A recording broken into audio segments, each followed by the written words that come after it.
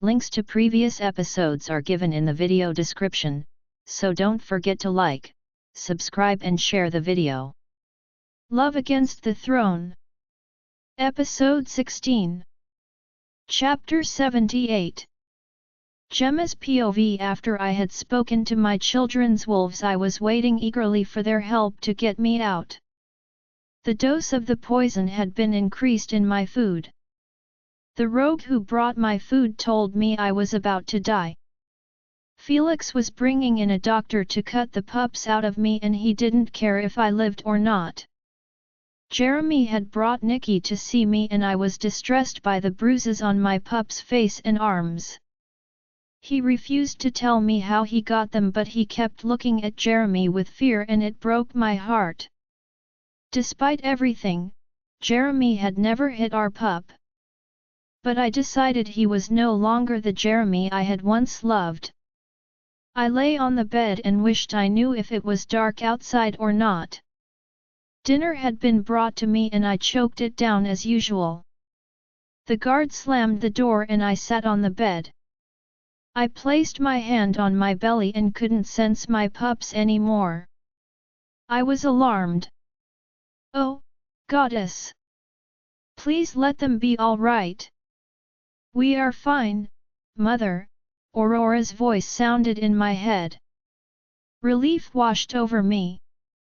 Leonora is surrounding our human bodies to keep them safe when we awaken tonight.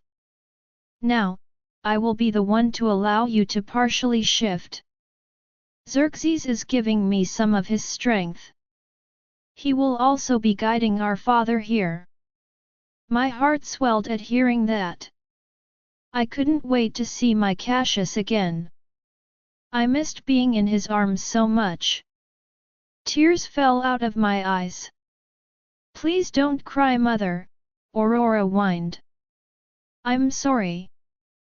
Just you mentioned your father and I miss him so much. I said to her. It won't be much longer now. We are almost at full strength, but I must warn you. The goddess told us it's only temporary. We will be with you and father long enough for you to get out of this prison and for you to reunite. She said the rest will be up to you too. Aurora explained to me. I nodded. Got it. I have faith that your father will bring most of his warriors to fight. And my father will no doubt lend the strength of his warriors. That is good to know. I must rest now. I smiled. Rest, my girl. I will be waiting. The door of the cell slammed open and I was still smiling. Felix walked in and rolled his head to the side. What are you smiling about? My smile fell and I glared at him and said nothing. It's rude not to answer questions, Your Majesty. He stood in front of me. It's also rude to imprison a pregnant woman and force-feed her poison meant to kill her babies. He shrugged. It's nothing personal. You three are just in my way. I snorted. It sounds very personal, you dolt. Anyways, your time here is almost up. I know. Smelly rogue told me you are having them cut out of me. I rolled my eyes. You don't sound the least bit concerned. Will you be relieved? My eyes narrowed. Of course not. But your movie villain plot is so predictable.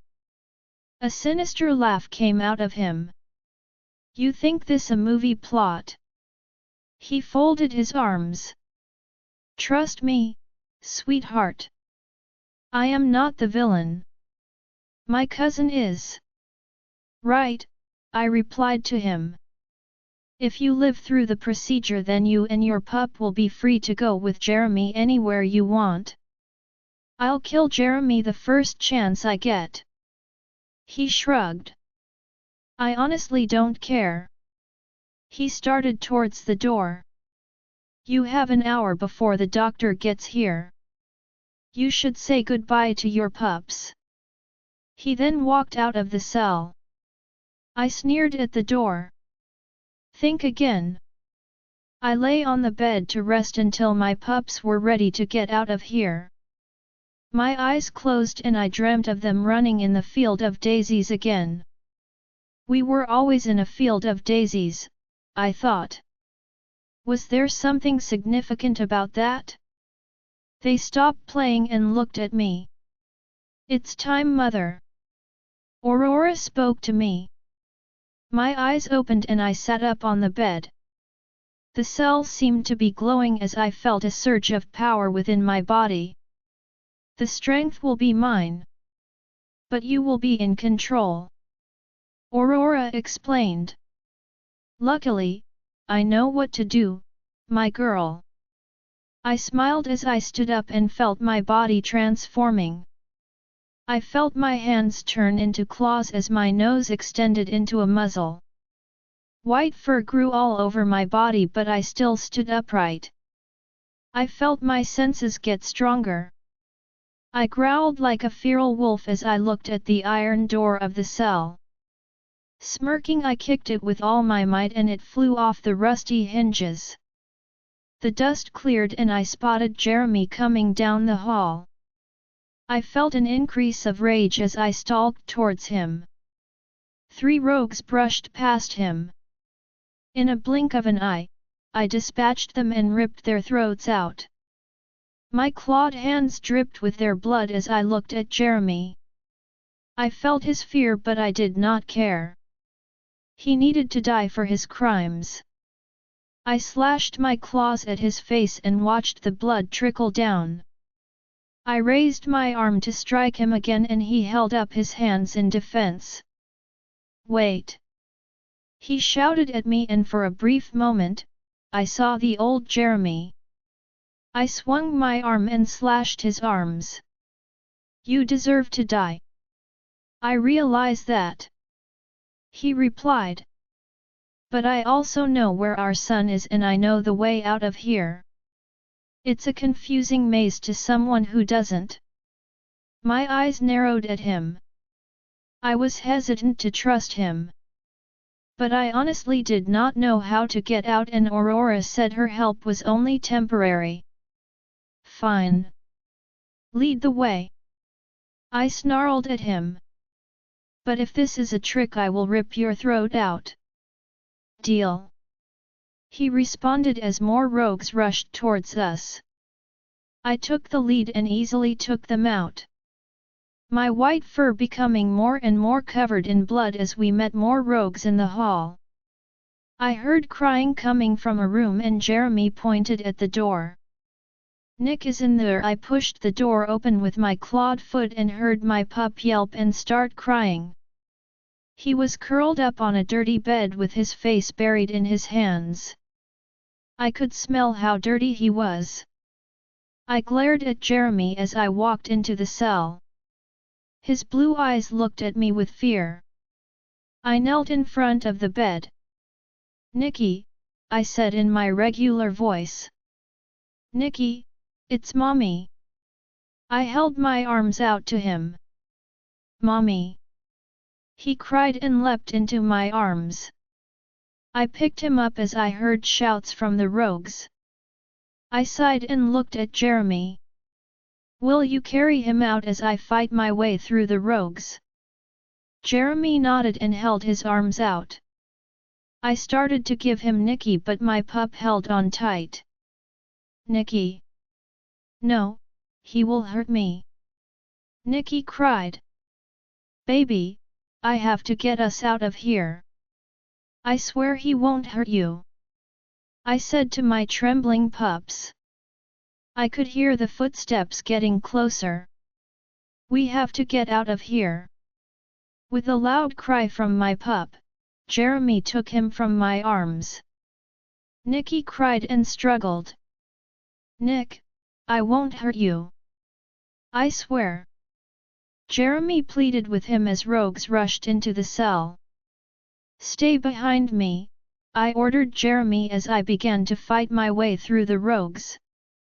Blood splattered everywhere as easily took them out. I glanced back to see Nicky had his face buried in Jeremy's shoulder. This way. Jeremy pointed as the hall opened up into a large room. There was a desk and some old couches with a large old TV. This is the common room, he said as the rogues kept pouring in. He set Nick down and helped me fight some of them off. I had forgotten how good of a fighter he was. Nicky watched quietly and kept close to us. I hated for my pup to see this, but he is a werewolf. Violence is in our nature. I picked him up and followed Jeremy as we ran out of the compound. It was like a slap in the face feeling wind on my face and seeing the full moon brightening the woods around us. I had no idea where we were. Two looked back at the low-setting building. It was like most dungeons but nothing else around us. I set Nicky down again as the rogues surrounded us. Where did Felix get so many? I wondered as I fought through them with Jeremy at my side. I felt my strength starting to wane. Aurora, are you leaving me already? I can't sustain the power much longer, Mother. Xerxes is guiding Father here, so it's just me. I am sorry.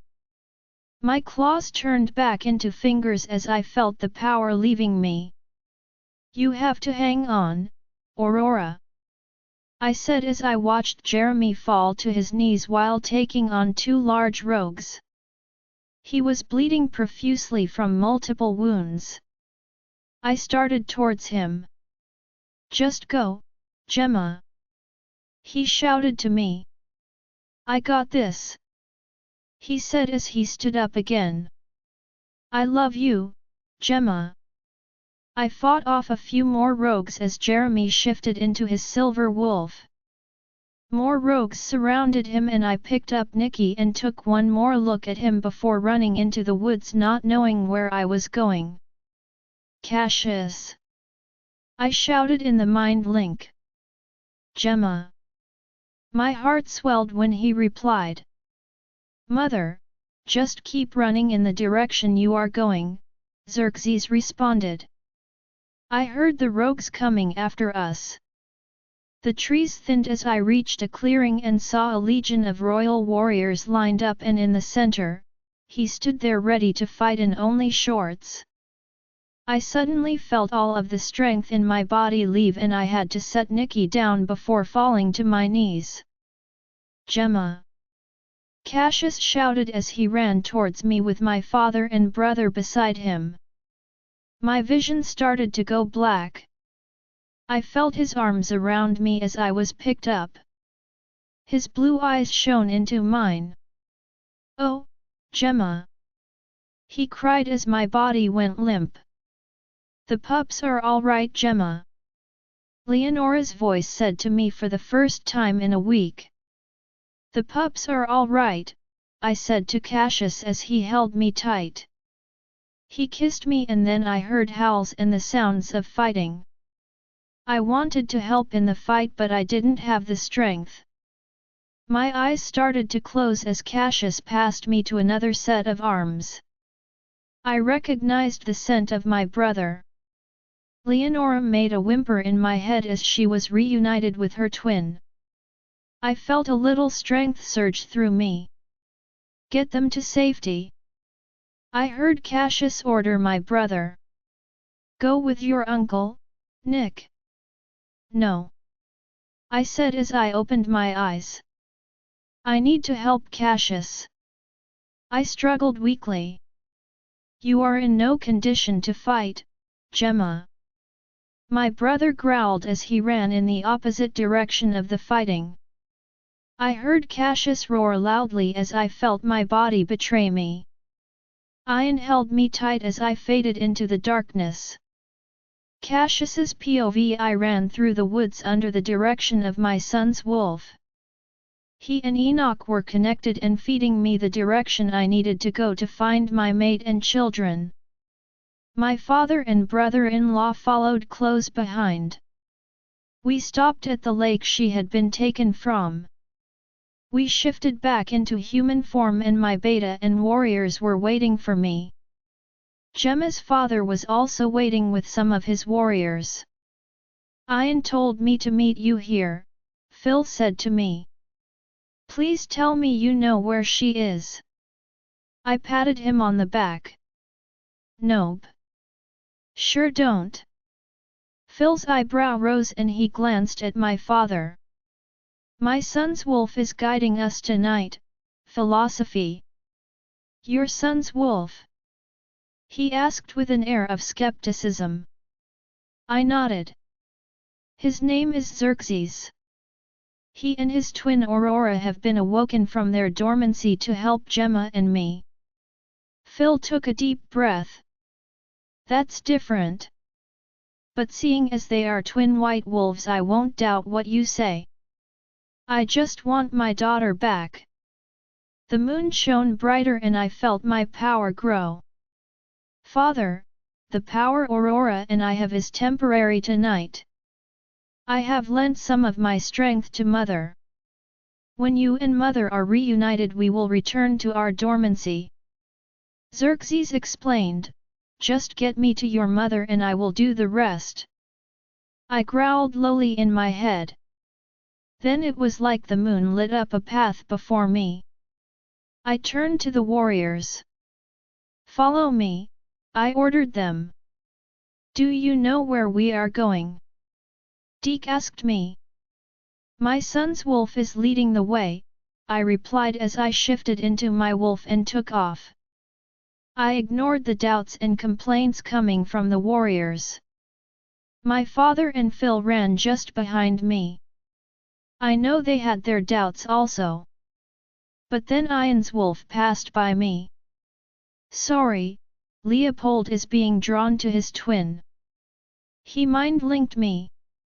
Don't be sorry, Ian. Just be careful.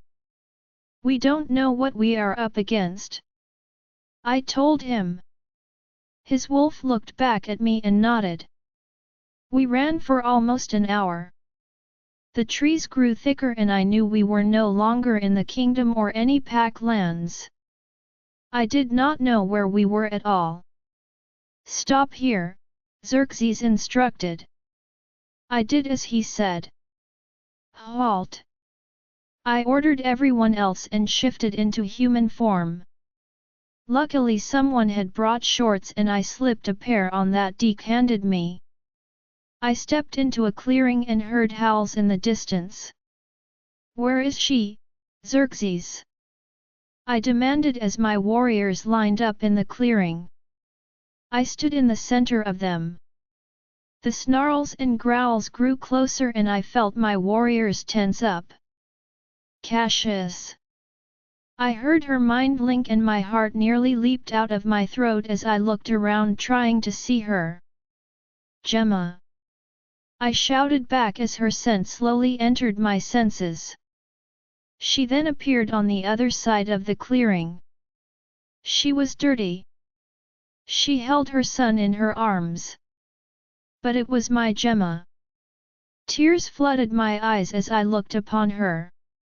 I have to leave you now, Father. You and Mother have to do the rest. Xerxes said to me. Thank you, my son. I said as I watched Gemma set Nick down and then fall to her knees. Gemma! I shouted as I ran to her. I immediately picked her up and held her tight. The pups are all right, she said to me in a weak voice. I kissed her and then heard growls and fighting as rogues ran into the clearing and my warriors immediately engaged them. I needed to fight with them. I handed Gemma to her brother. She needed her twin to gain strength. Get them to safety, I ordered Ian. I looked down at Nick who looked frightened. Go with your uncle, Nick, I said to my pup. A warrior picked up Nick and ran after Ian. I thought I heard Gemma protest. I shook my head and looked at my father and Phil. To the end, I said to them. I let out a roar as I shifted into my wolf and jumped into the fight. Rogues took me on in groups and I fought through them furiously. They jumped on my back while others snapped at my legs and fur, tearing chunks. I ripped off heads and snapped necks. Blood flowed out of my wounds before quickly healing. I saw rogues being killed by my father and Phil. I was beginning to feel exhaustion as the days without my mate had weakened me some. Wave after wave of rogues and wars of other species came at us. I watched my father and Phil take out a grisly war together. Phil ripped its heart out as it shifted into a large human. I weakened more as my wounds weren't healing fast enough. My blood spilled onto the ground. The sounds of fighting began to wane as I saw my cousin standing at the edge of the trees. I shifted back into my human form. Some of my wounds closed as I glared at him. Why don't you come and fight me, Felix? He just laughed and snapped his fingers. A grizzly bear charged towards me and I had to quickly shift back into my wolf. We fought ferociously. The bear was starting to gain on me as I felt Enoch gasping for breath. We can do this, buddy, I said to him. The spirit is willing, Cassius, but the body is fading. Enoch whined. The bear roared as I saw two black wolves jump on it. It was my dad and Phil.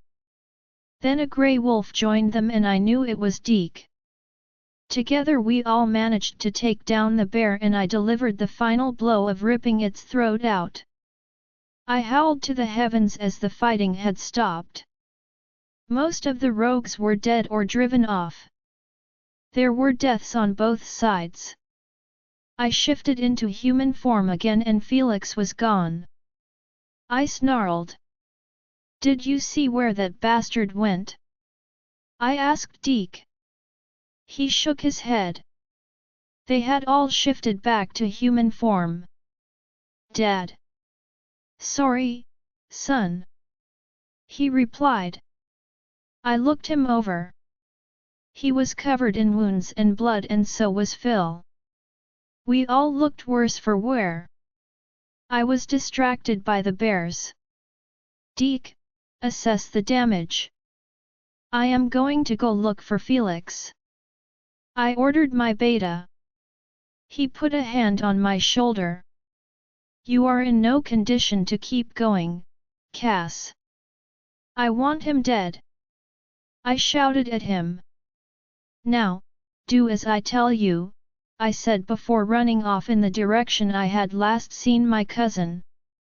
His scent lingered as I followed it to a low-sitting building. I looked around and saw more. Rogues were torn apart. I saw a familiar face lying on the ground. He was barely breathing and lying in a puddle of blood. Jeremy. He looked up at me gasping. Are they safe? Are Gemma and Nick safe? He gasped out.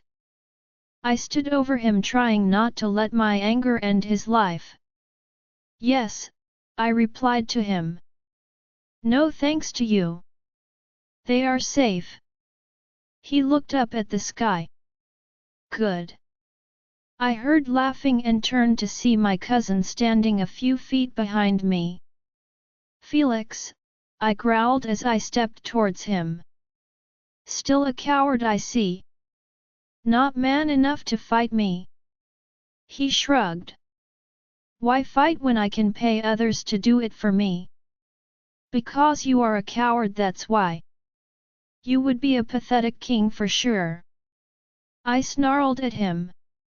He laughed. No, you are the pathetic one. Let's end this, Felix. You and me. The winner gets the crown. I challenged him. He shook his head and backed away from me. No, I would rather not get my favorite suit dirty. Look at me. I waved my hands. My wounds were slowly closing and I was losing a lot of blood. I was barely holding on, but I was still wanting to fight him. I am almost done. You can take me. Can't you? I goaded him. He shook his head again. Nah. Not my style, Cassius. I saw a glint of steel as he pointed a gun at me. I could smell the silver bullet within it. His finger was on the trigger as he backed away from me. I snarled at him and charged. The gun went off and I was pushed to the ground by something hard and landed on my side. I sat up and heard a groan. I checked my own body for a gunshot wound and saw Jeremy lying on the ground clutching his chest. I crawled over to him. Did you just push me out of the way? He nodded. I did it for Gemma. He whispered. She deserves all the love in the world and I can't give it to her. His eyes rolled into his head as I put my hand on the wound. Tell my son that I am sorry.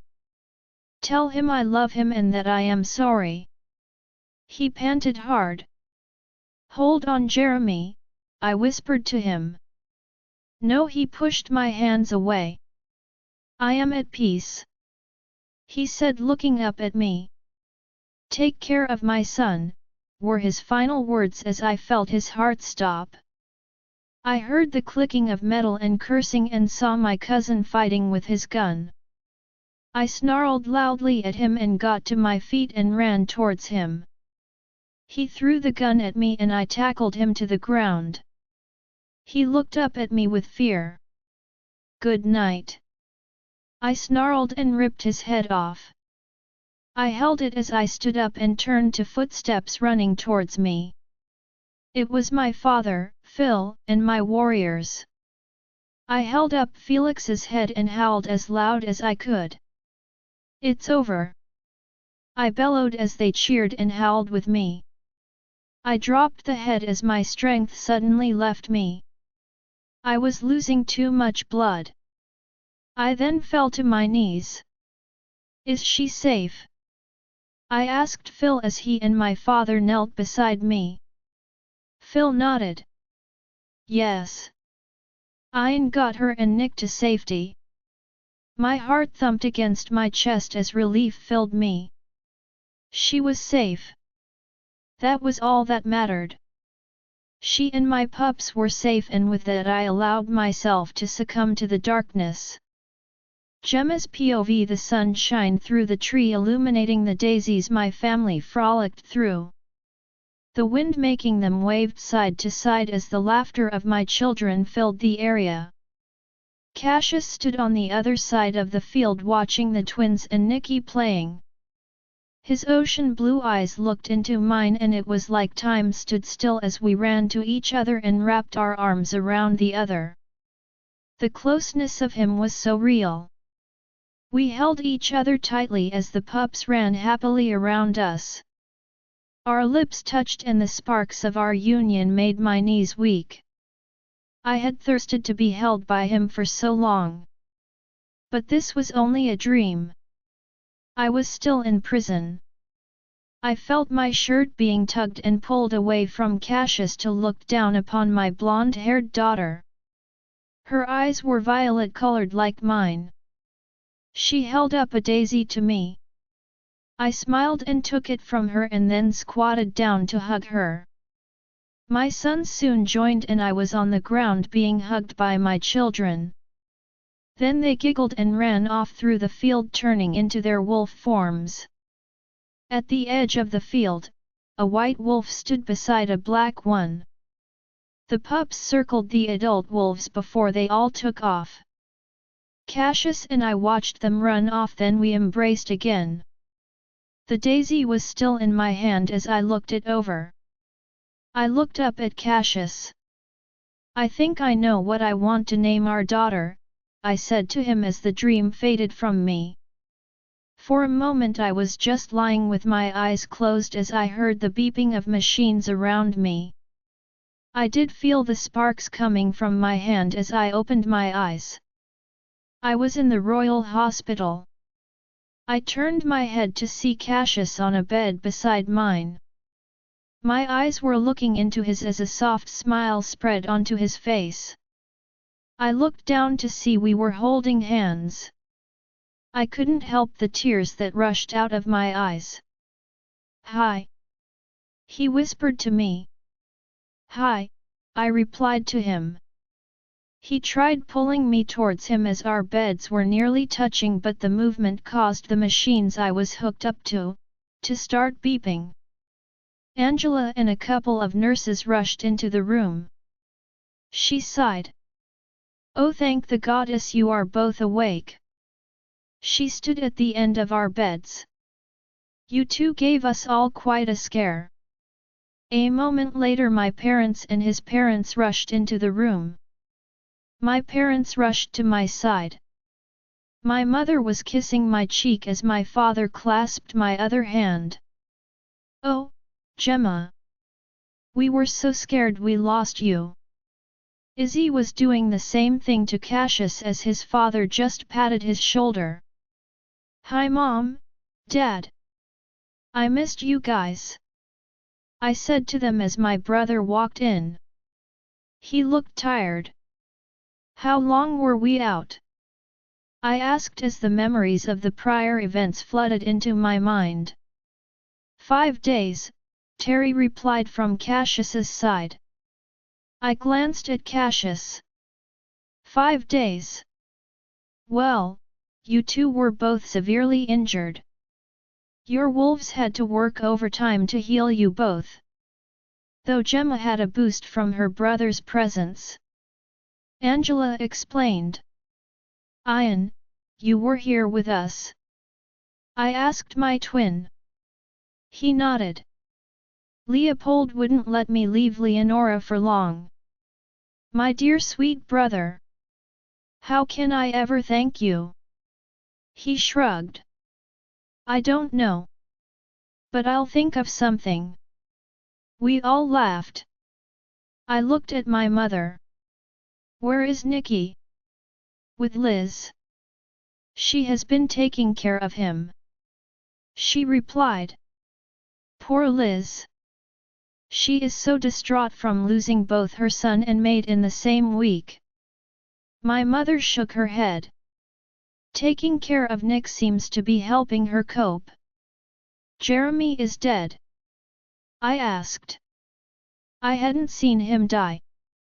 The last I had seen him he was fighting off rogues as I ran into the woods with Nikki in my arms. Cassius squeezed my hand and I glanced at him. "Jeremy pushed me out of the way when Felix shot silver bullets at me. He got shot in the chest and I was with him when he died." "Are you sure he died?" my father asked Cassius. Cassius snorted. "Oh yeah, Phil." I stood there and watched him take his last breath.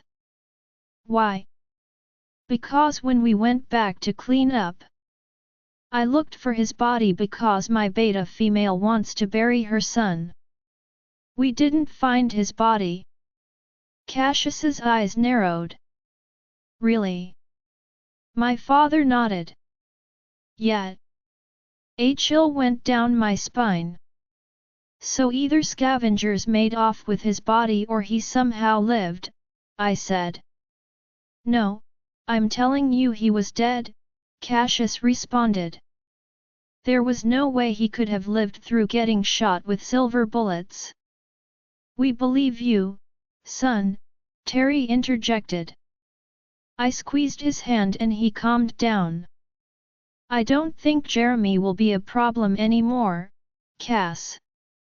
He sighed. "I hope you are right, Gemma." Angela clapped her hands. "All right. Everyone needs to leave so I can examine these two." There were groans from our families as they all filed out. I looked at Angela as she and her nurses gave us each quick exam. "You two are both fine. The pups appear to be doing fine also." I'll let you both out tomorrow morning. She smiled at us. Thanks, Ange. Can we maybe get the big bed so I can hold my mate? Cassius asked her. She rolled her eyes. If you insist. She smirked and patted his arm. I'll get right on it. Hold tight. 10 minutes later the machines had been unhooked and we were lying in a large hospital bed in each other's arms. My head rested on Cassius's chest. One of his hands was resting on my belly. I can't believe you are here in my arms, he said quietly. I nearly gave up hope. So did I responded to him. I can't believe the goddess awoke our children's wolves like that. She only does things like that in extreme situations for her favorite children.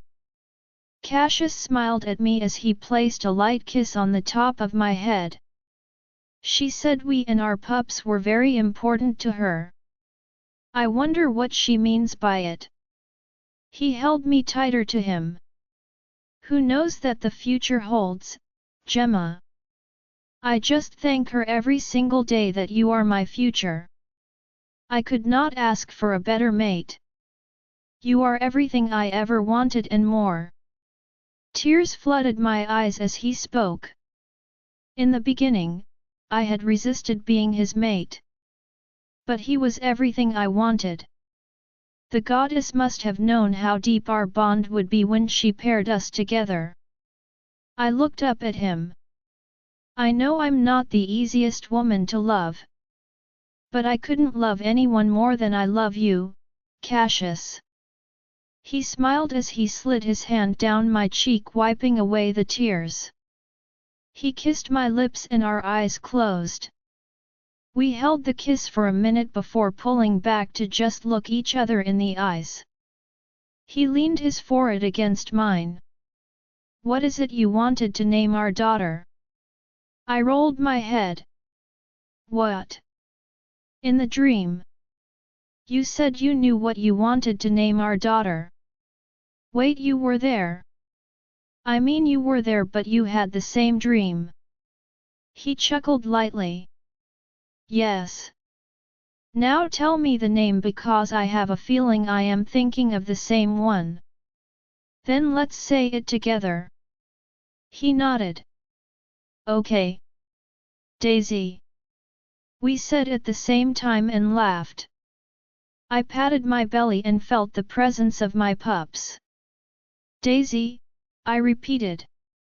His deep blue eyes met with my violet ones. Our son needs a name too. But I can't think of one. I held his hand on my belly. We have time for that. I hope he doesn't mind that we figured out his sister's name already.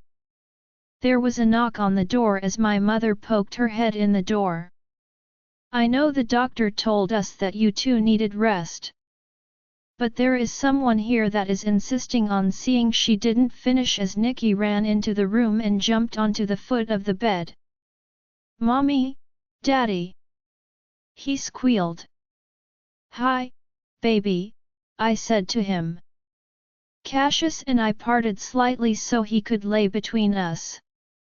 He snuggled against Cassius's chest as I stroked his arm. Thanks, Mom. I'll leave you guys for a few moments of family time. She smiled and walked out of the room. How are you doing, baby? I asked my son. He shrugged and didn't say anything. Daddy and I will be getting out of here tomorrow and then we'll have a big family-only day. All right. Like a big picnic in the park with the carousel, Cassius added. I think my father can handle the kingdom at least one more day. I laughed. What and miss his beloved golf? I want to go to the zoo. Nikki smiled at me. We'll see about that. We are all recovering and need to take it slow. He nodded as his little eyes began to close. I'm tired. Cassius held him tight. Then sleep, my son. He kissed the top of Nicky's head. Nicky sighed and looked at him. You are my daddy from now on. Since my first daddy died. Cassius rolled his head to the side. You know your real dad died? Nicky nodded. Yes. Rex came to say goodbye to Lasher and me. Your father Jeremy loved you, Nick, Cassius explained to my son. And for now on I am your father. You are my son. I love you, Daddy, Nicky said as tears fell from my eyes. Cassius hugged Nick and kissed the top of his head again. I love you too, Nicholas. Nicky's little eyes fluttered in fatigue and he was soon sleeping soundly on Cassius's chest. I snuggled closer to them. I couldn't be happier at this moment than I was now. It wasn't long before Cassius and I fell asleep. Gemma's POV 3 weeks later. The sunlight streamed through the curtains of our room as I awoke to my son and maid happily sleeping beside me. Since our capture, Nicky had been having nightmares and slept with Cassius and me most nights. He and Cassius had fully bonded. Even Enoch was bonded to Nicky's wolf Lasher. Cassius formally adopted Nicky, so now he was Prince Nicholas Warner Fury. He didn't seem to miss Jeremy at all. I sighed as I gently stroked my son's cheek before rolling off the bed. Cassius stirred as he felt the bed move. I was dressed in a nightgown that went to my knees. I walked into the bathroom and started the shower. I placed my hands on my growing belly. I was 2.5 months pregnant. I sighed as I stepped into the shower. I wasn't alone long. We don't want Nicky to wake up. He rumbled lowly in my ear.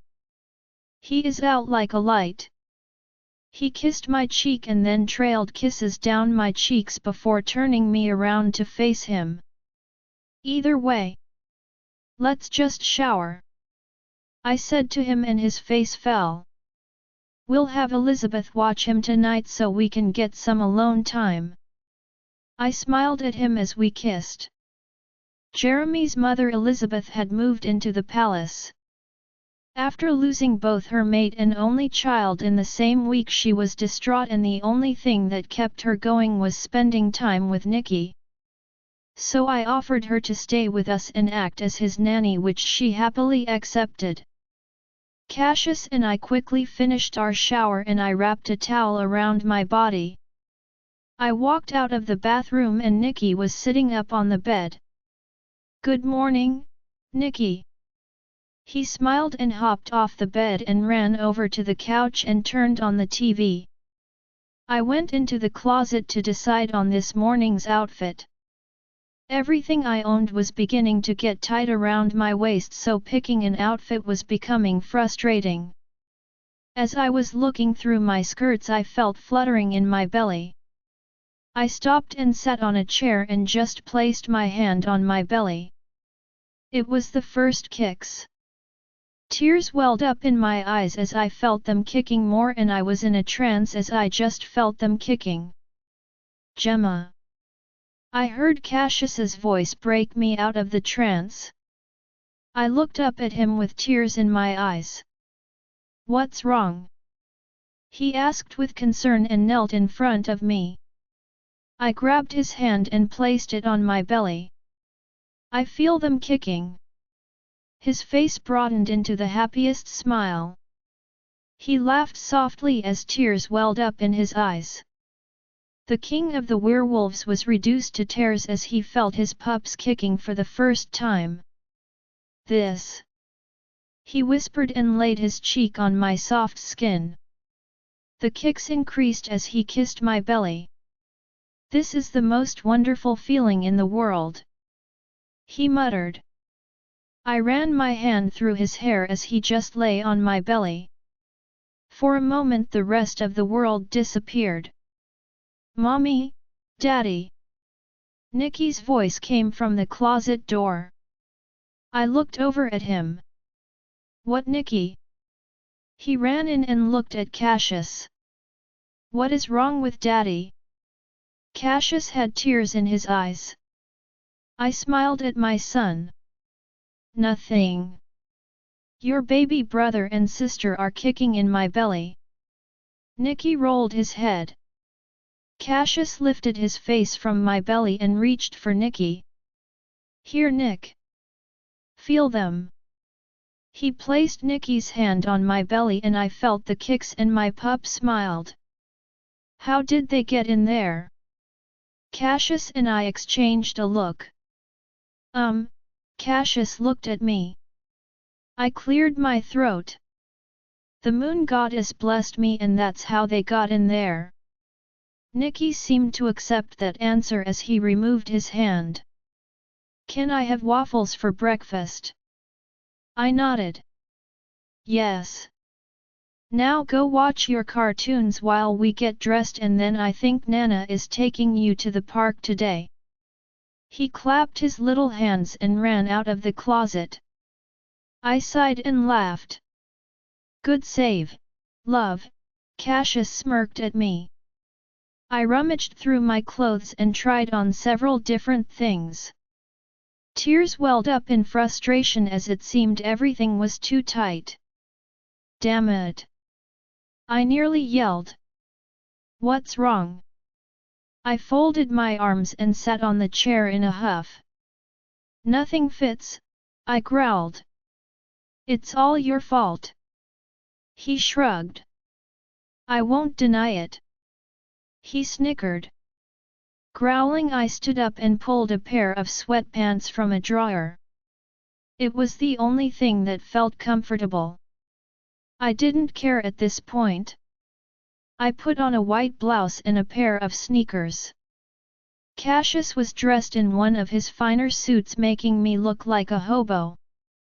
I frowned as I looked myself over in the mirror. I look like a bum next to you. He wrapped his arms around me and kissed the top of my head. You look like the beautiful mother of my children to me. I rolled my eyes. You always say that, I grumbled as I pulled out of his hold. He sighed as I walked out of the closet. Come on, Nicky. Let's get you dressed. He hopped off the couch and followed me into his room. I started looking through his drawers. I tried picking several different shirts for him and he said no to each one. I felt myself getting frustrated. Damn it, Nicholas. I stomped my foot and he flinched back from me. I'm sorry. I just need you to pick something. I held up a couple more shirts and he shook his head. I growled with frustration. He yelped and ran towards the door of his room as Cassius entered. Daddy! He shouted and my maid picked him up. Why are you yelling at the pup, love? I sat on his bed. He won't tell me what he wants to wear. All of my clothes don't fit and Nicky won't pick any of his clothes. I started sobbing as I spewed nonsense, leaving my males looking at me with confusion. Why is Mommy crying? Nicky asked his father. Cassius shrugged and set him down. He walked over to the dresser. Let's get you dressed, Nick. He said and held up a red Cars t-shirt and Nicky finally agreed to put it on. I was still blubbering on the bed. Of course he gets dressed with you in no time. What am I doing wrong? I sobbed as Cassius helped Nicky get dressed. I sniffled as Cassius held out his hand to me. He pulled me to my feet and kissed my forehead. You aren't doing anything wrong, love. You are doing everything right. He smiled at me as he wiped the tears from my cheeks. Let's go get breakfast. I nodded as we kissed on the lips. Then Nicky started tugging on Cassius's jacket. I'm hungry, he whined. With a sigh, Cassius released me and picked up our pup, and walked out of the room. I followed behind them with my now waddling gait. We met up with Terry, Izzy, and Liz at the elevator.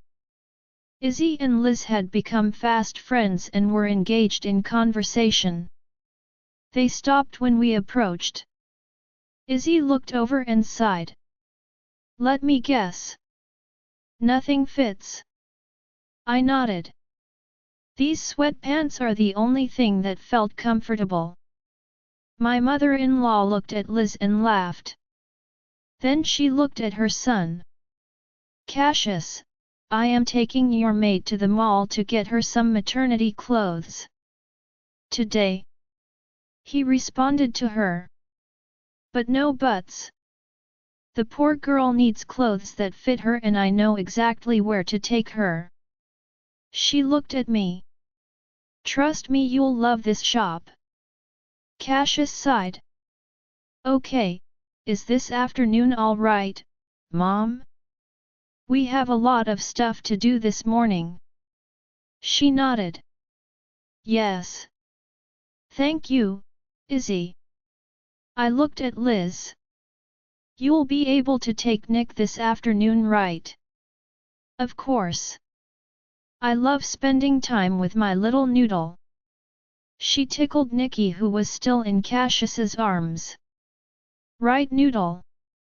I want to ride the merry-go-round. Of course, lovey.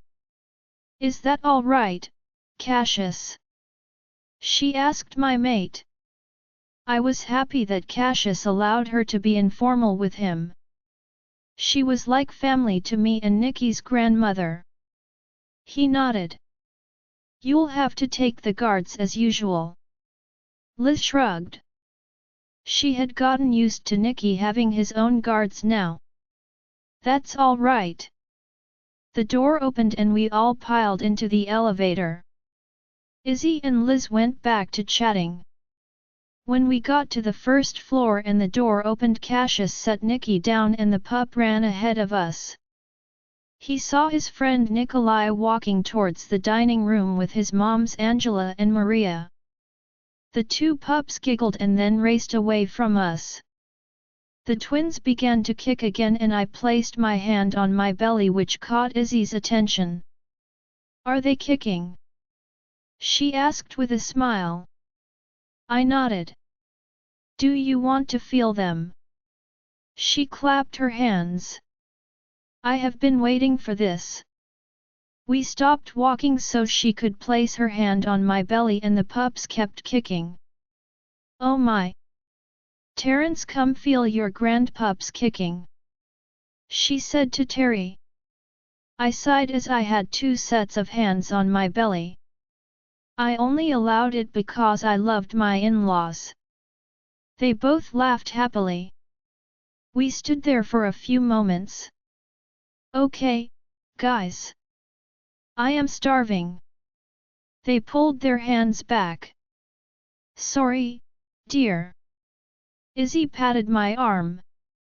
It's all right. I smiled at her as I grabbed her hand. I remember how happy my mom and Liz were the first time I let them feel Nicky. Oh, it's a wonderful feeling, Liz responded with a sad look in her eyes. Times like this I know it made her think of Jeremy. I felt sad for her.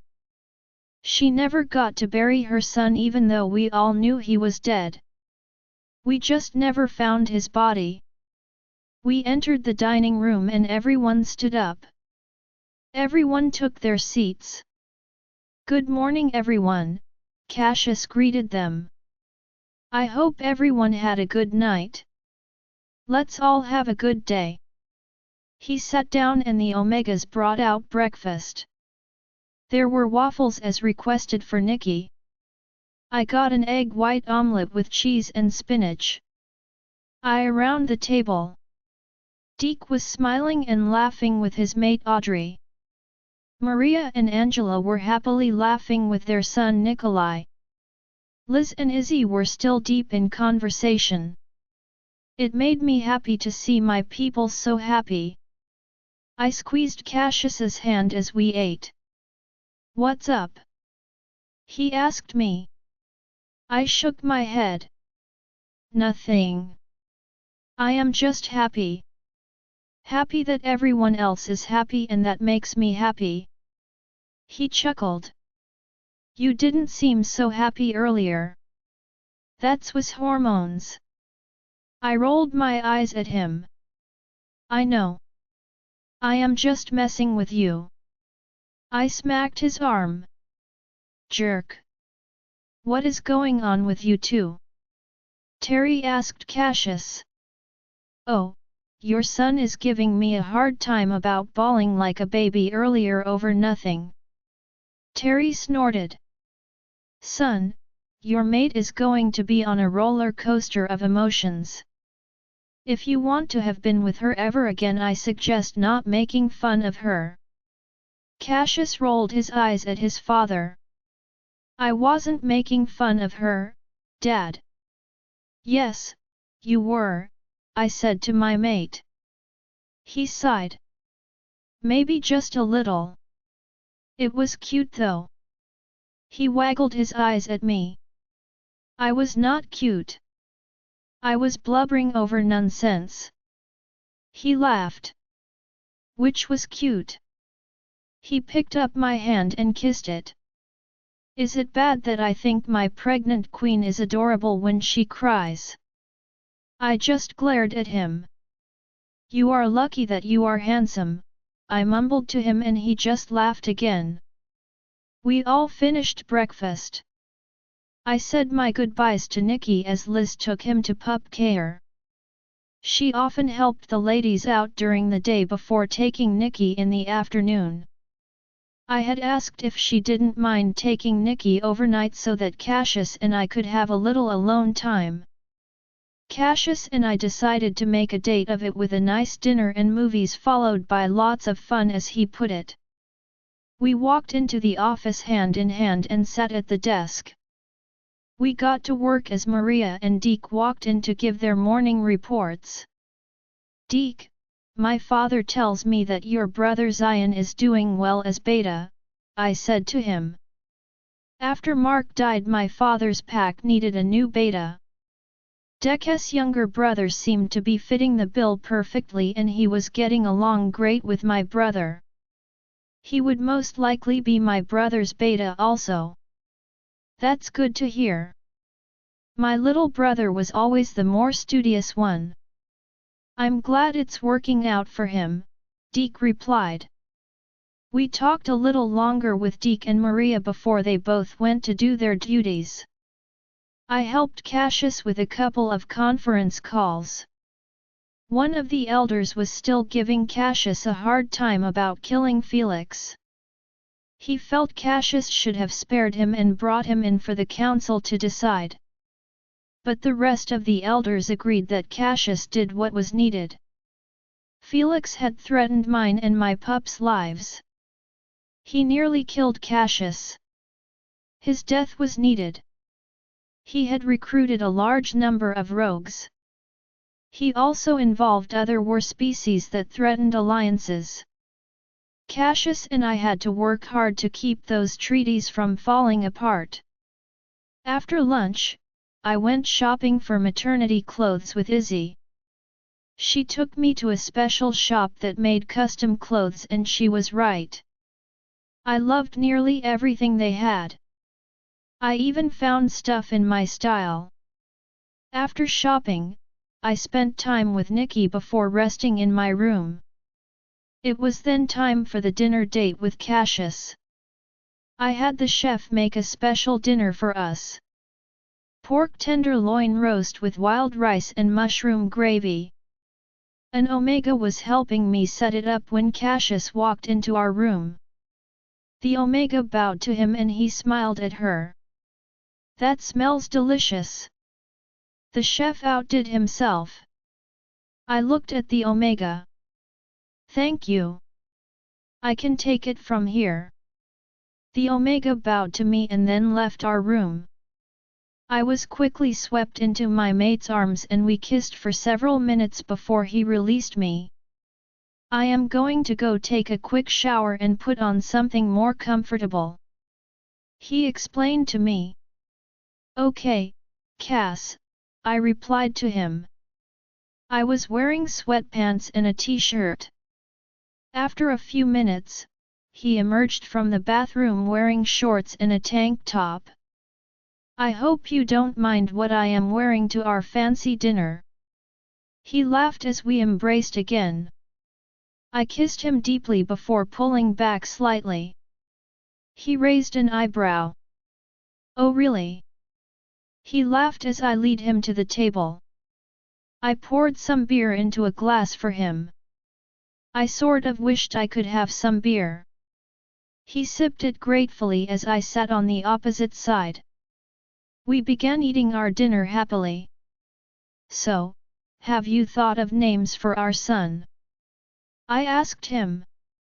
We already had decided on what to name our daughter. But we were stumped for names for our son. I felt guilty about that. Nothing seems right, he replied. I don't know why. Well, he is your first son, well, first biological son, and you want everything to be right for him. That includes a name worthy of a king. I smiled at him in response. You are very right, love. We ate in silence for a moment. How about Malcolm? I suggested. It was a name I liked from a recent TV show I had been watching. His eyes widened. King Malcolm Fury. I love it. That is a name worthy of a future king. I patted my belly. Daisy and Malcolm. I think we should wait till they are born before we tell anyone their names. We hadn't told anyone, not even our parents, our name for our daughter. I agree. I smiled at him. We finished our dinner and then I cleaned up the mess and left the cart of dishes outside the door. Dance with me, love, Cassius said to me. He had turned on music. It was some sappy pop song. Something I totally didn't like, but my mate looked so handsome and sweet waiting for me to dance with him, so I obliged. I fell into his arms and we just held each other as we moved to the music.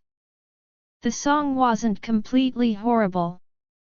I even found myself softly singing along with it. You have such a beautiful voice, love, he said, resting his chin on the top of my head. You think everything about me is beautiful.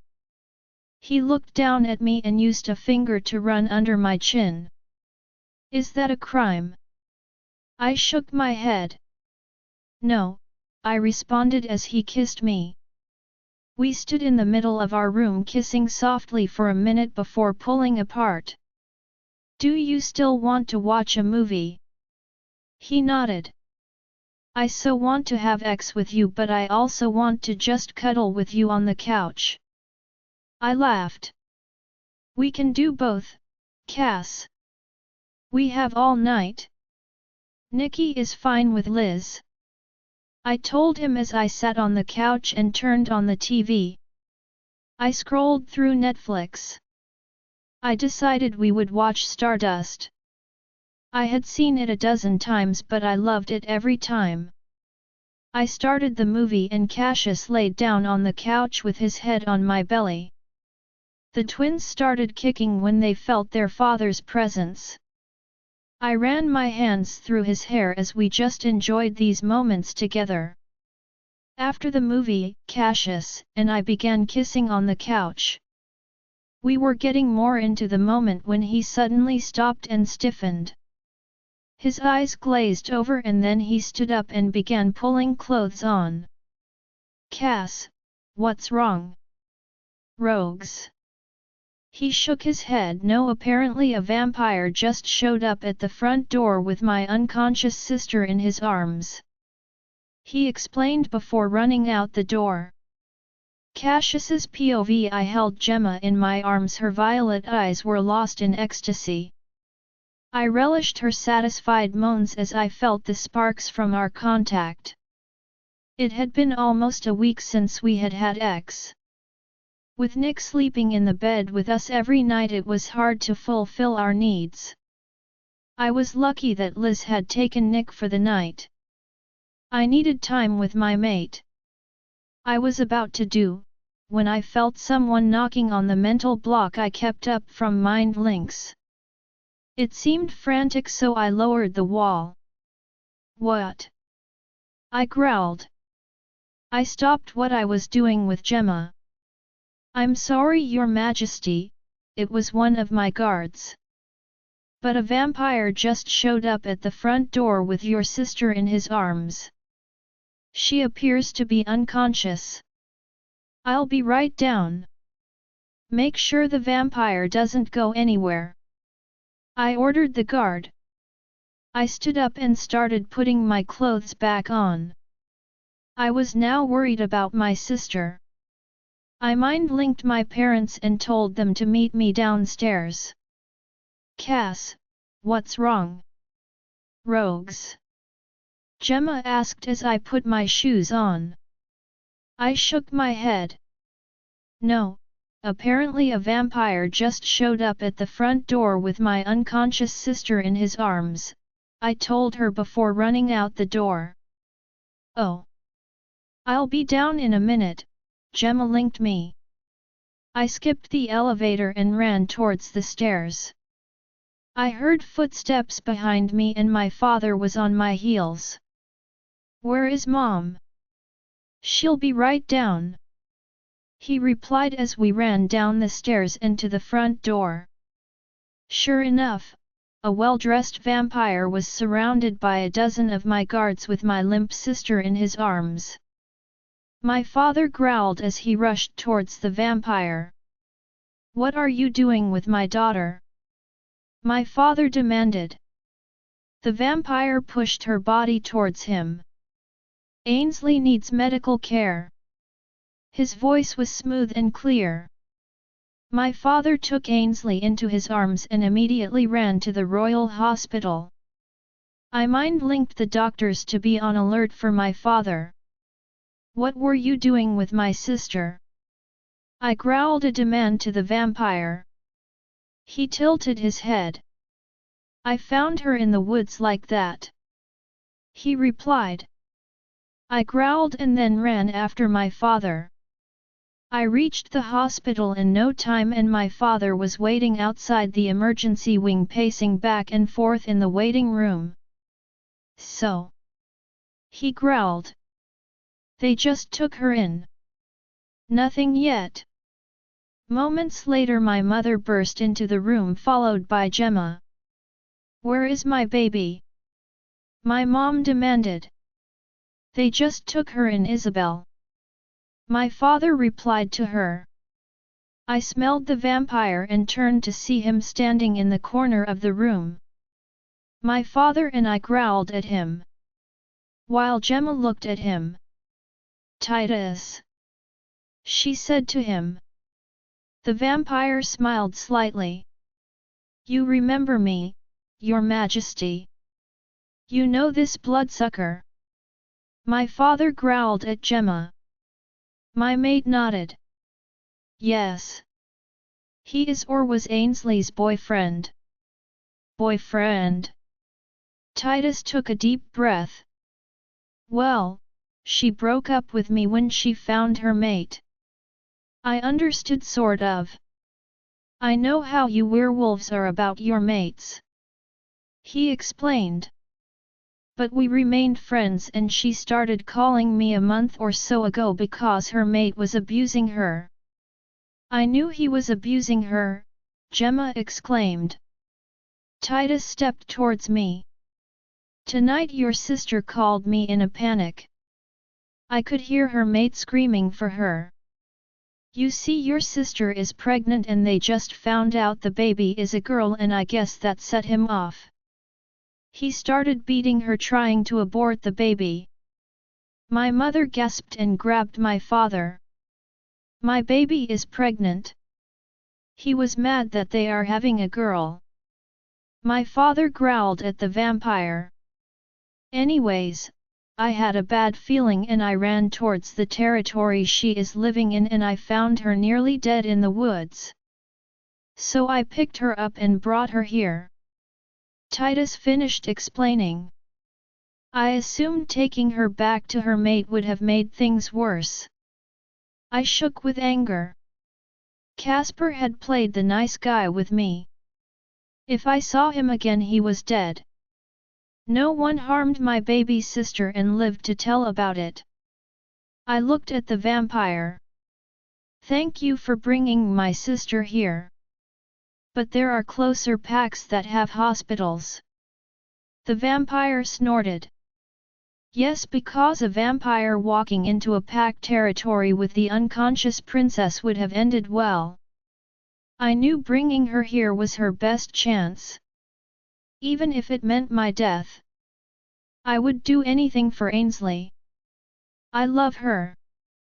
Thank you for saving my daughter. My father said to the vampire. Should I send warriors to arrest Casper? I asked my parents. My father shook his head. Let him come here and then we'll deal with him. Okay, Dad. I balled up my fists. I'll let you take the lead on it. One of the royal doctors burst through the doors. An older male with grey hair. He spied my father and bowed. Your Majesty, Princess Ainsley is stable. Though she has sustained numerous injuries over months. She is still unconscious but not in a coma. My mother leaned against my father as he put his arm around her. Is her pup all right? The vampire told us she is pregnant. The doctor took a deep breath. So far the pup appears all right, but we are monitoring it along with the princess. My mother sighed and buried her face in my father's chest. I could hear her sob. It's all right, Ainsley will be all right. She is your daughter. He soothed her. I sighed and sat down in a chair and pulled Gemma onto my lap. She rested her head on my chest. I noticed Titus starting to leave. Where are you going, Titus? He shrugged. Home. I don't think I am welcome here. Nonsense. My mother sputtered out. You risked your life to bring my daughter to safety. Sit. Stay. You have more than earned that right. Titus managed a smile. Thank you, Queen Isabel. She stepped towards him and grabbed his hand. Call me Izzy, young man. He laughed. Young? I am nearly 200 years old. I suspect that is young for your kind. My mother laughed. Well, I suppose, Titus laughed. King Romulus is over 500, I believe. The vampire seemed nice enough. I could sort of see why my sister liked him. I was still apprehensive about my sister being with him. But he seemed far better a match than he abusive. It was another hour before the doctor came back into the waiting room. Your Majesties, the princess is awake. Her body will take a few days to fully heal and her pup is doing just fine. You can all go see her but one at a time for now. My mother stood up. I'm going first, and none of us were arguing with her, not even my father. I sighed as Gemma was still leaning on my chest. Her presence was comforting me. Your Majesty. Alpha Casper Reynolds is here at the front door asking for you. A guard mind-linked me. I growled. Thank you. I will be right there. I looked at my father. Casper is here. He growled and balled up his fists. Gemma slid off my lap and I stood up. Gemma, stay here with my mom and sister. My father and I are going to go take care of Casper. Gemma smiled softly at me. Don't make too big a mess. I leaned down and kissed her forehead. I love you, I said to her as my father and I ran out of the hospital. We slowed as we neared the front door. Alpha Casper was standing just outside the front door with two of his pack members. One I assumed to be his beta. He smiled as we approached. Good evening, Cass. Terry. My eyes narrowed at him as my father growled at him. I had to use both hands to hold him back from ripping Casper apart. Alpha Reynolds, I responded coldly to him. He tilted his head at me. Have you guys seen Ainsley? She disappeared this evening. Was that after you beat her? My father said through gritted teeth. Excuse me? Casper asked, sounding almost innocent. The act made me growl. You heard me. You are a good actor, Alpha. My father said to him. You had us all fooled thinking you were nothing like that you called a father. But you are just like him, my father said with a growl before tackling the young Alpha to the ground. He started punching Casper viciously. How does it feel, you stupid? My father was relentless. After a few blows, I pulled my father off of him. Let me go, Cassius. Casper looked up at us in a daze as blood poured out of his nose. His eyes swelled up with bruises. What was that about Terry? He looked at me. Cass. Oh, you lost the privilege to call me Cass, I growled at him. He tried standing up and I pushed him back to the ground with my foot. Tell me why you think my sister deserved to be beaten tonight. Is it because your pup is going to be a girl? Casper stood up again on wobbly legs. What are you talking about? I didn't beat Ainsley. You are lying. My father growled at him. I grabbed Casper by the collar of his shirt. A vampire carried her here, after he found her in the woods. The doctor said she had numerous injuries. The kind you don't get from running into doors. I said in his face. Tell me what my sister did for you to beat her tonight, I asked him in my king tone. He sneered at me as his blue eyes flashed black. The whelp in her belly is a useless girl. He snarled. Ainsley is useless. I need to correct her sometimes. So what? My father roared and tackled him again and began pummeling him again. My daughter is not useless. She is worth more than 10 of you. You. Dad. I struggled to pull my father away from Casper, who was now unconscious. He stood up with a growl. I pointed to my guards. Take him to the infirmary in the dungeon. I'll send one of the doctors. I ordered them. They rushed forward and picked up the bleeding unconscious Alpha and carried him towards the dungeon. I turned to the one I assumed to be his beta. Are you Casper's beta? A brown-haired male with a thick beard nodded to me. I am Beta Harris, Your Majesty. Were you aware that Alpha Reynolds was abusing my sister? I asked him. The beta looked at the other male that he was with, then at the ground. We suspected it. We never saw anything, but we heard things. But we couldn't say anything because of him being our Alpha. The other male stepped forward.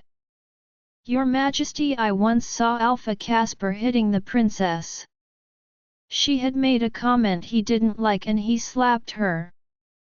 I wanted to intervene but he ordered me not to. My father growled. And you are? The male cleared his throat. I am Delta Glenn Taylor. And I am sorry I couldn't say anything sooner. We understand, I said to him. Beta. I need you to return to your pack and inform them that Alpha Casper is no longer their alpha. I will send someone to look over the pack until I decide what to do with the pack. The beta nodded. Yes, Your Majesty. I am of Alpha blood and think I am more than capable of taking over. I glanced at the Delta. Do you think he will be alright as Alpha? Delta Glenn nodded. I do believe that, Your Majesty. Beta Harris will serve our pack well. Okay, well congratulations Alpha Harris. I will be there in a couple of weeks to check on the pack. Until then, good luck. I held out a hand to him. Thank you, King Cassius.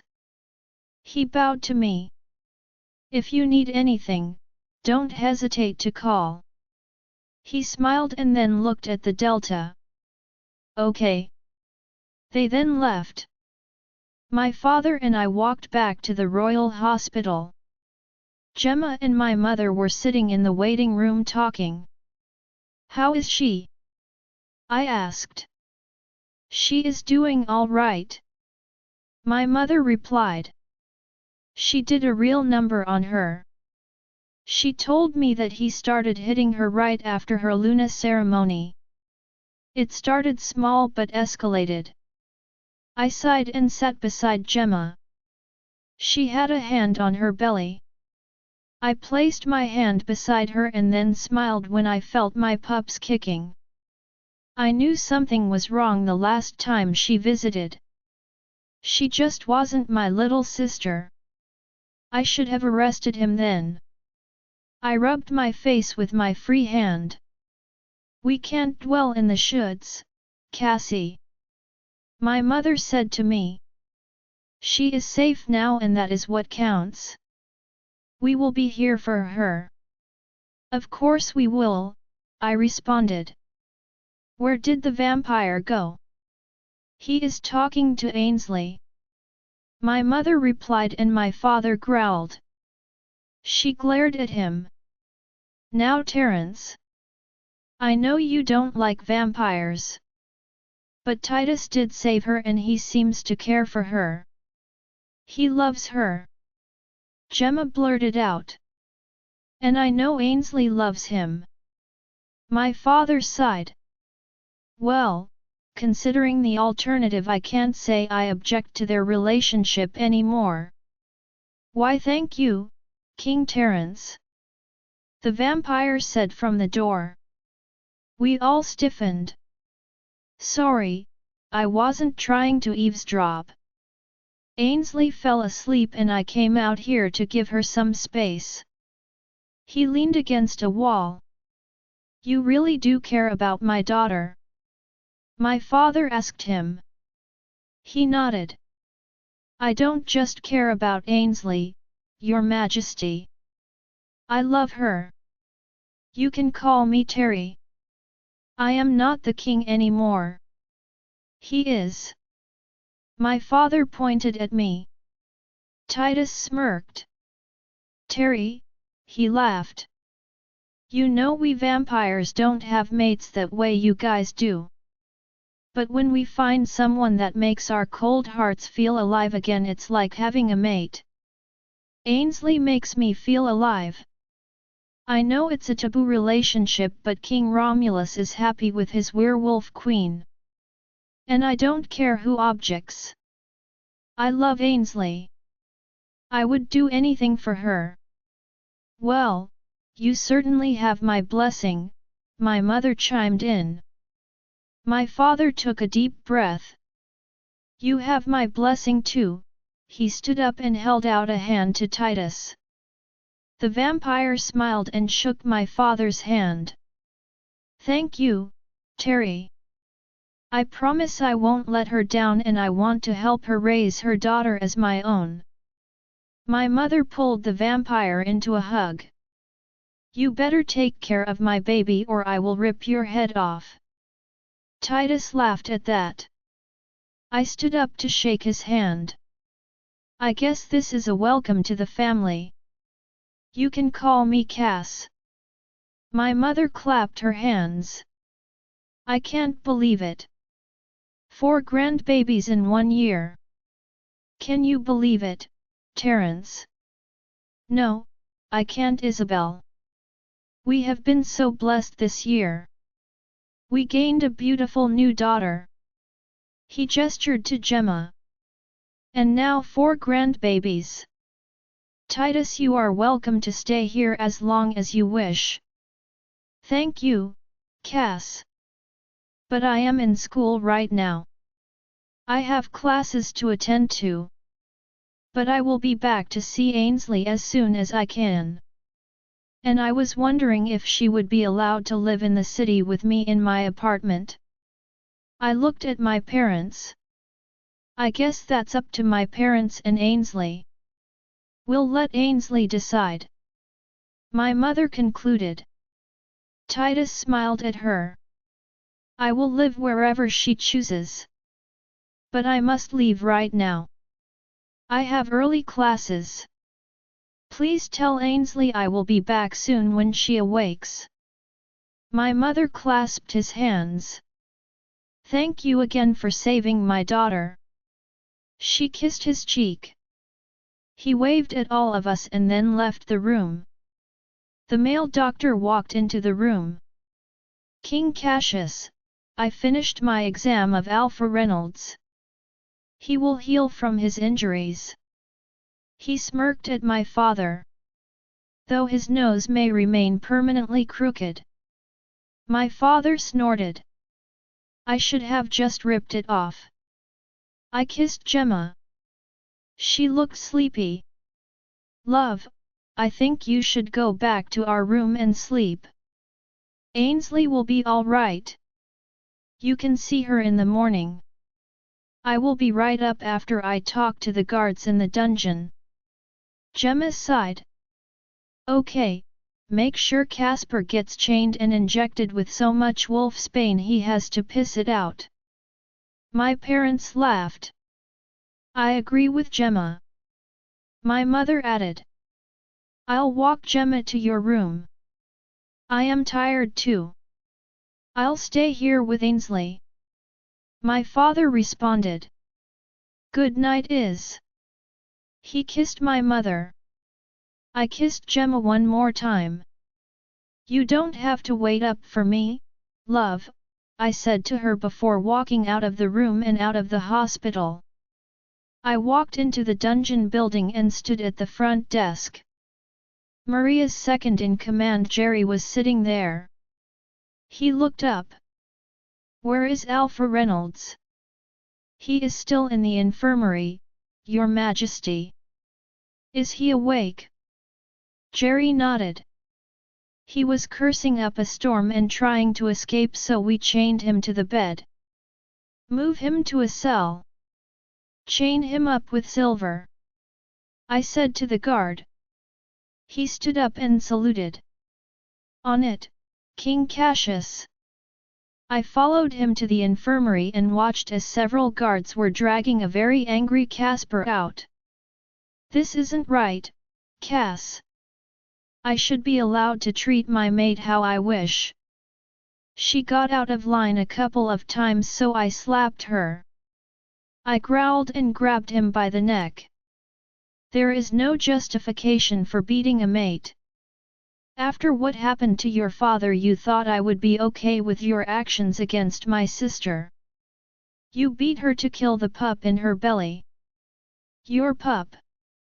Your daughter. He sneered. Everyone knows alphas need strong sons to carry on their line. I don't need some girl weighing us down. She is your daughter. Your flesh and blood. How could you fathom murdering your own daughter? I shouted at him. The thought of hurting any of my pups made me ill. It's all right. Ainsley and your daughter will be well cared for by the vampire. He spat and growled at me. That vampire? You think that vampire is better than me? He roared. Yes, I replied. Yes, I do. I released his neck. Take him to his cell. I am through looking at this trash. I ordered the guards and they began dragging him away. It's my right to hit my mate. He shouted.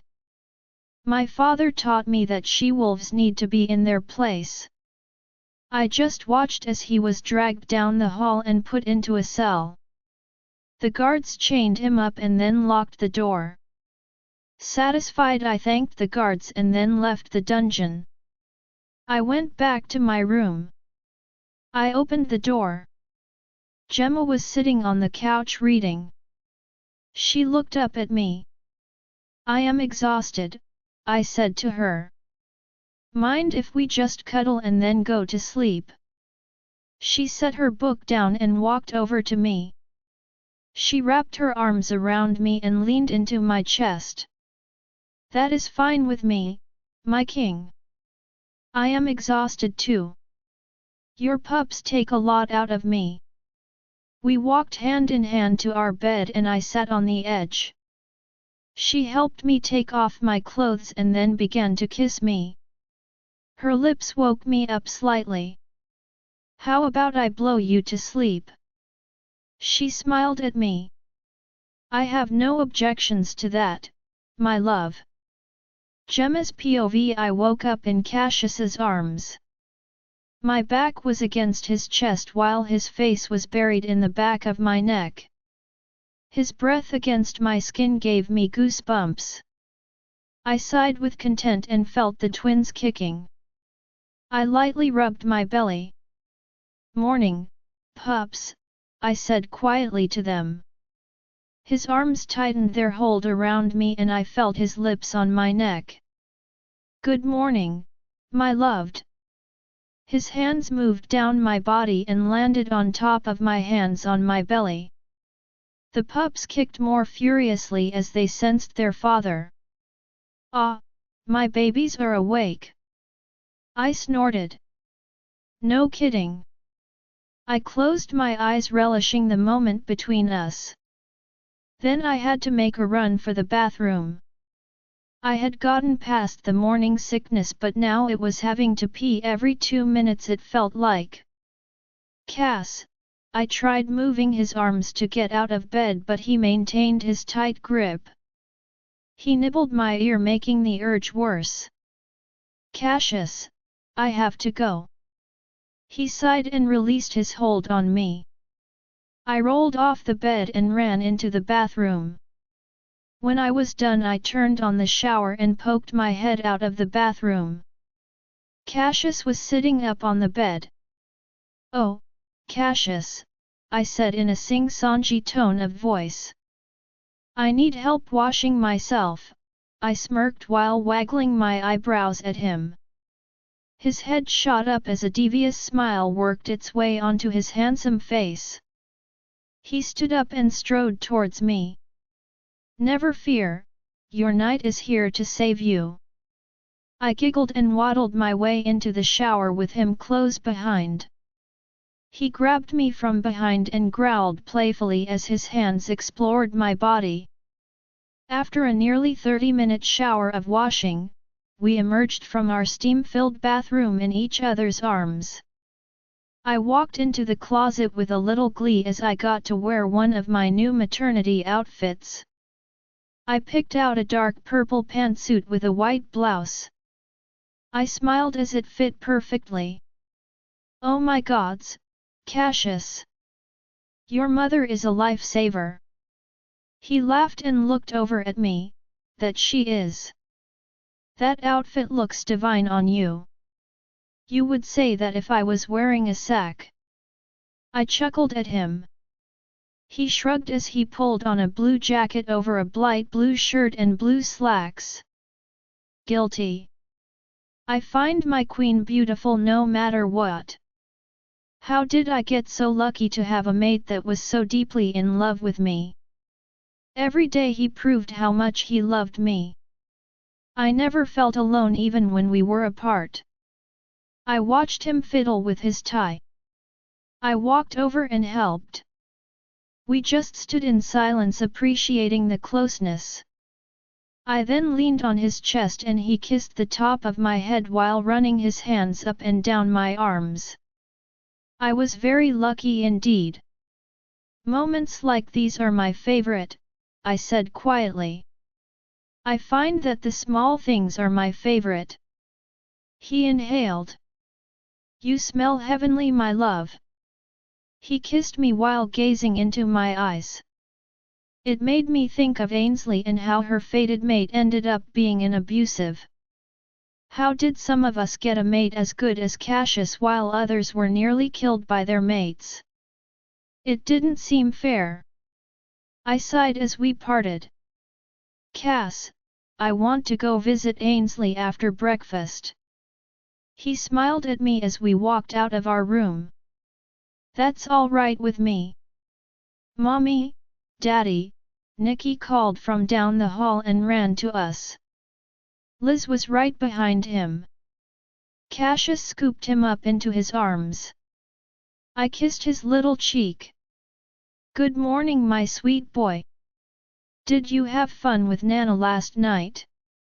Liz let out a long sigh. He wore me out, Gemma. She laughed. I shouldn't have given him so much candy. We reached the elevators and just Terry was waiting. Good morning, Dad. Cassius greeted his father. Terry smiled at his son and new grandson. Morning, kids, Liz. He looked tired. Where is Mom? Cassius asked him.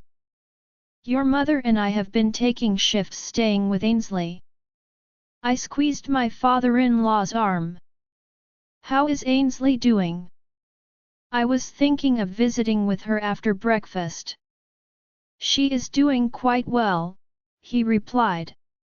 The doc said she'll be released tomorrow morning from the hospital.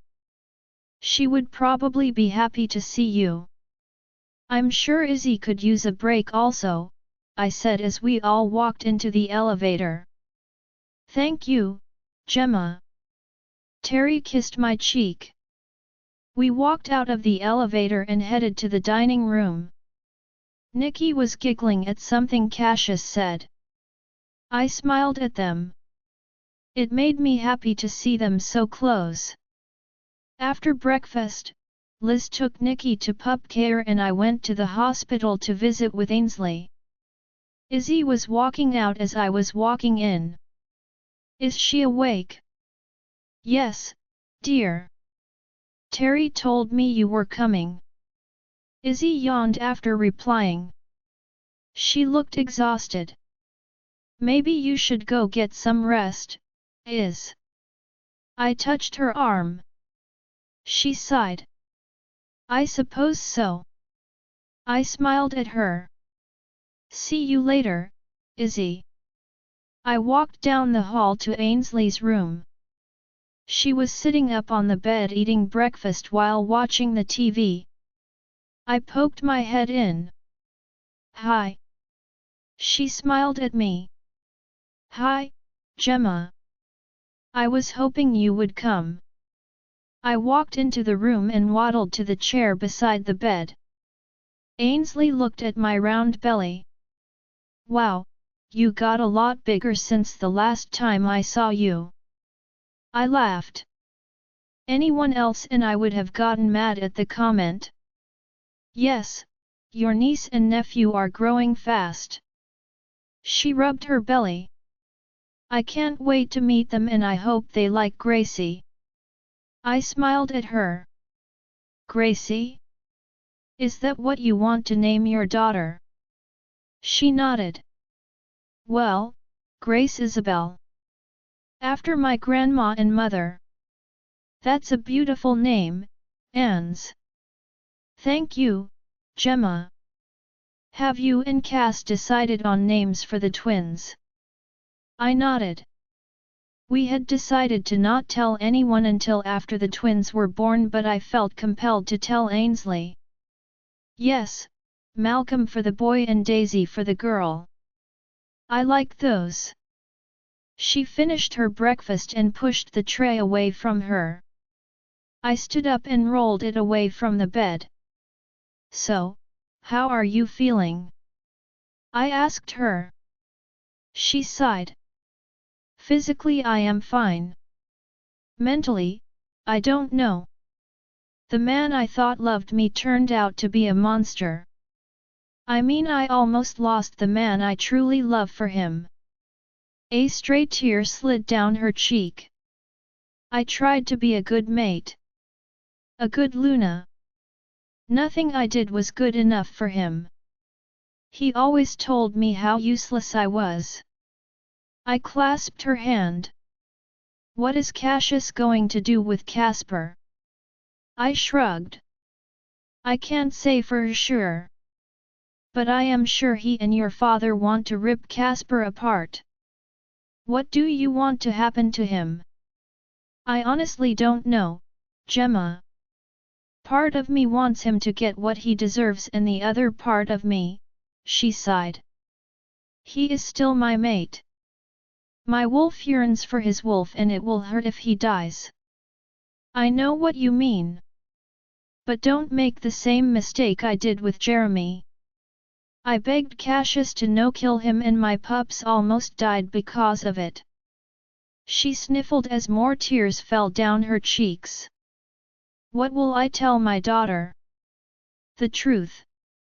Someday when she is older. Didn't Titus say he would help you raise her? Ainsley smiled when I mentioned Titus. Yeah. I can't believe he took me back.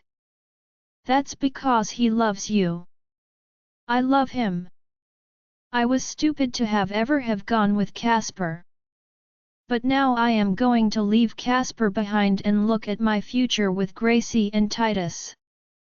I squeezed her hand. I hope everything works out for you, Ainsley.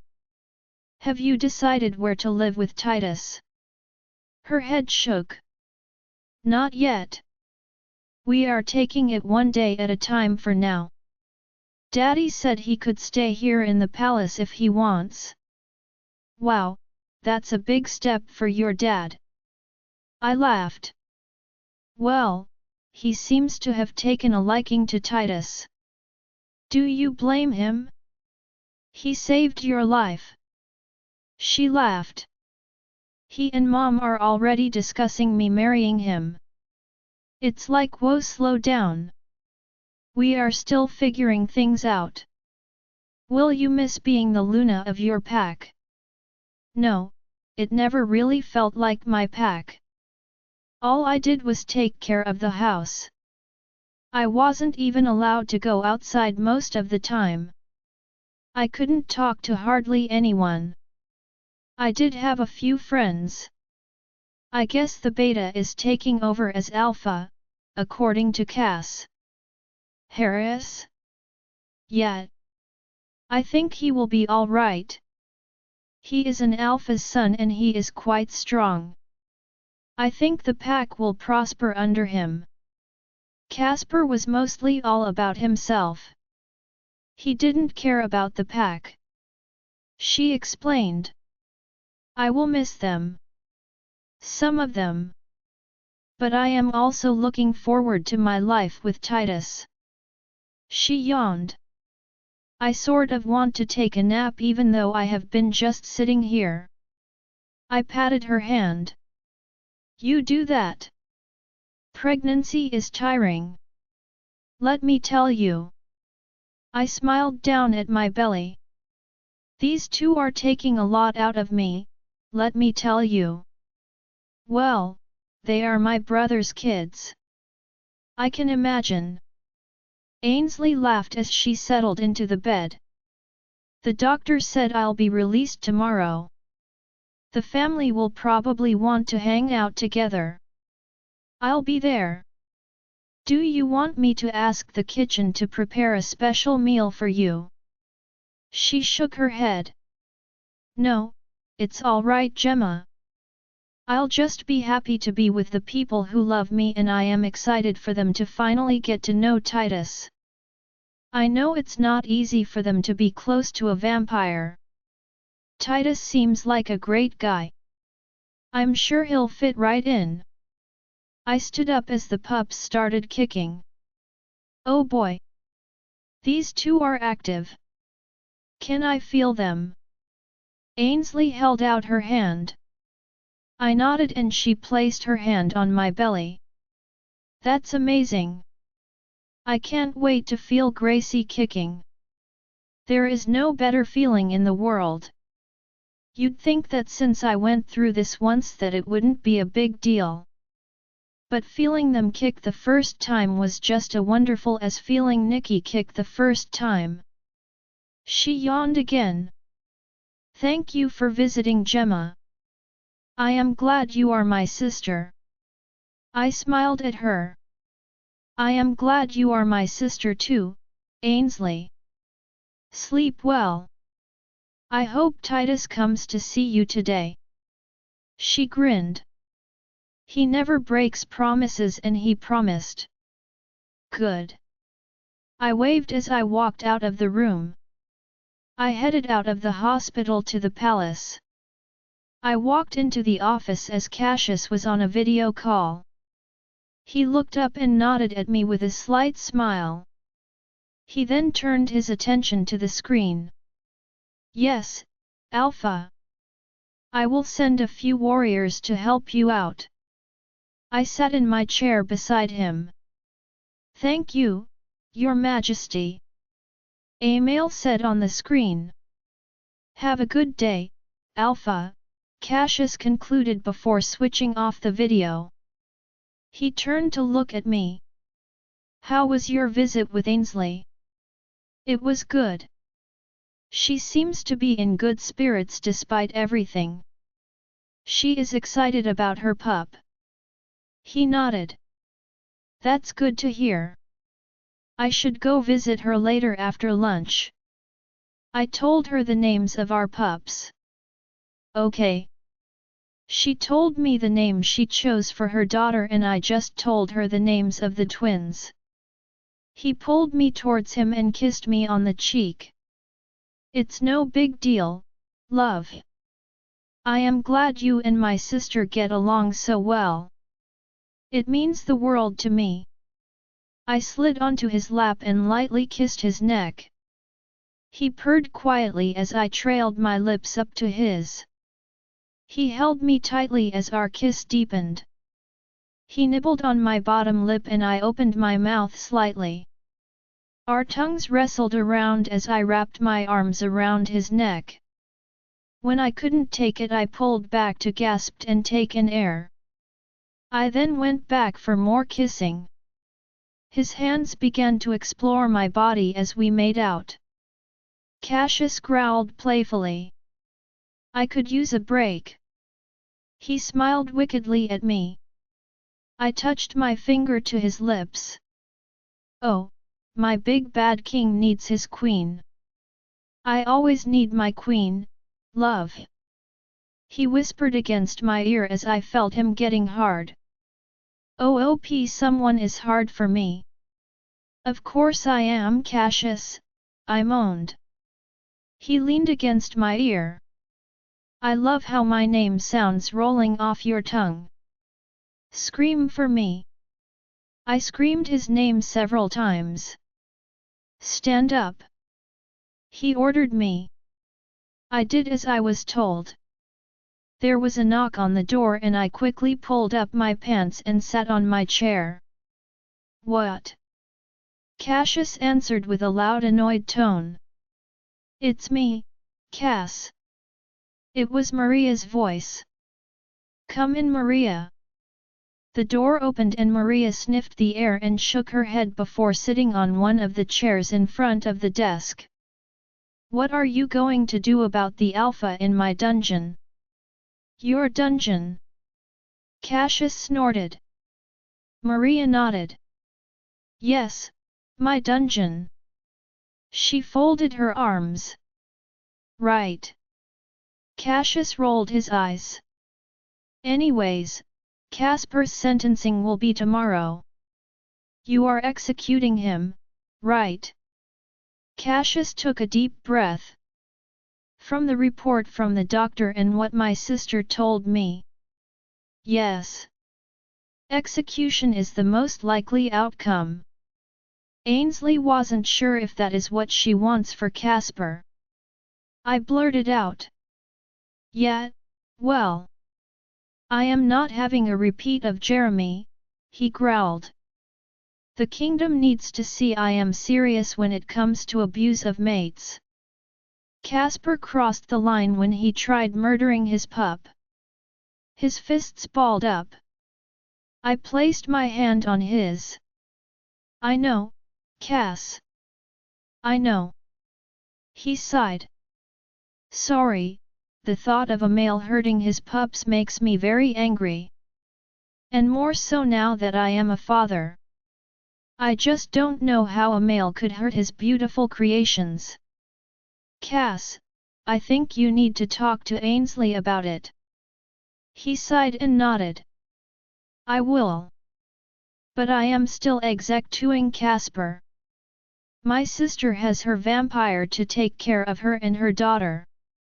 I leaned over to kiss him. He pulled me close to him again as the kiss deepened. Someone cleared their throat and I pulled from the kiss. I'm still here, Maria said from across the desk. Well, Maria, unless you want to see what hetero looks like, I suggest, Maria growled. I got the hint. She rose from her seat and walked out of the office. Cassius smiled wickedly at me. Shall we go for another round or two, my queen? I sighed. Don't we have work to do? Probably. He replied while kissing down my neck. I moaned as he sucked on my mark. What's work anyway? I whispered. Almost a half hour later we collapsed onto the leather couch in the office. I panted as I lay on my side while Cassius sat by my feet. You can bend me over a couch anytime, babe. I smiled at him. My stomach rumbled its hunger. Oh boy! I am starving. Cassius grabbed my hand and pulled me upright. Let's have lunch outside, today. He smiled. I am going to go take a shower and change my clothes first. He smirked. Can I join you? Haven't you trapped me enough today? That concept does not exist in my mind, Gemma. I can never trap you enough. He laughed. I sighed and stood up.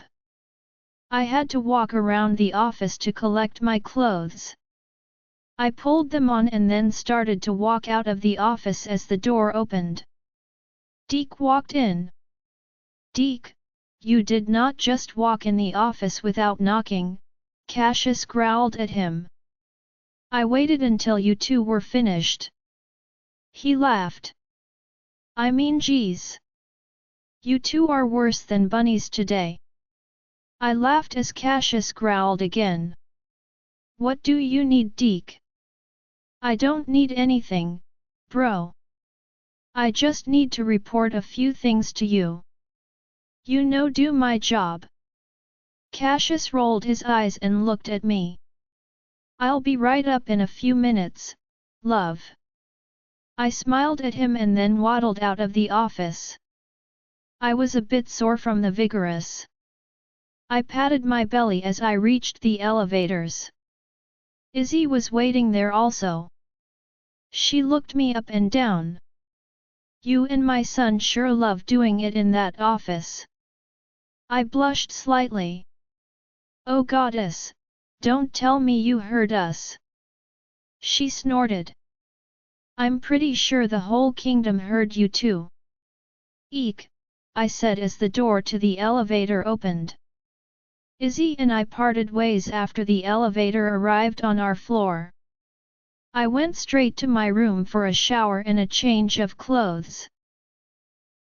Join our Facebook and WhatsApp group for more updates, link is given in description. Rest audiobook will be continued in next episode.